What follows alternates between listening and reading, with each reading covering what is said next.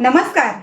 महिलांना देशाच्या प्रतिनिधित्वाचा अधिकार देऊन त्यांना सक्षम करून लोकशाहीचा पाया भक्कम करण्याच्या उद्देशाने आपल्या देशाचे पंतप्रधान नरेंद्र मोदीजी यांच्या नेतृत्वात नारी शक्ती वंदन अधिनियम लागू करण्यात येणार आहे. या कायद्यानुसार महिलांना लोकसभा आणि राज्य विधानसभांमध्ये 33% आरक्षण मिळणार आहे.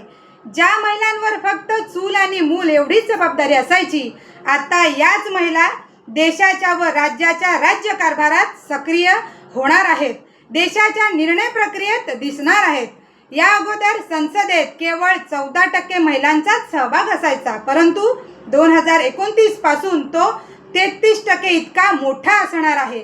मागील 30 वर्षापासून काँग्रेस सरकारने हे महिला आरक्षण फक्त आश्वासनच ठेवले, त्याचे राजकारण केले, त्याला विलंब लावला आणि 1998 साली तर काँग्रेसने हे महिला आरक्षण विधेयक संसदेतच फाडले. परंतु देशात 50% लोकसंख्या असलेल्या महिलांना त्यांच्या हक्काचे 33% राजकीय आरक्षण देण्याचा ऐतिहासिक निर्णय मोदी सरकारने घेतला. नारी का सन्मान करो वो देश की शान है, याप्रमाणे या नारी शक्तीला देशाच्या निर्णय प्रक्रियेत सामावून घेऊन त्यांना 33% आरक्षण देऊन त्यांच्या कर्तृत्वाचा, नेतृत्वाचा योग्य व आवश्यक मान सन्मान करून सन्माननीय नरेंद्र मोदीजींनी त्यांचा सन्मान केला आहे.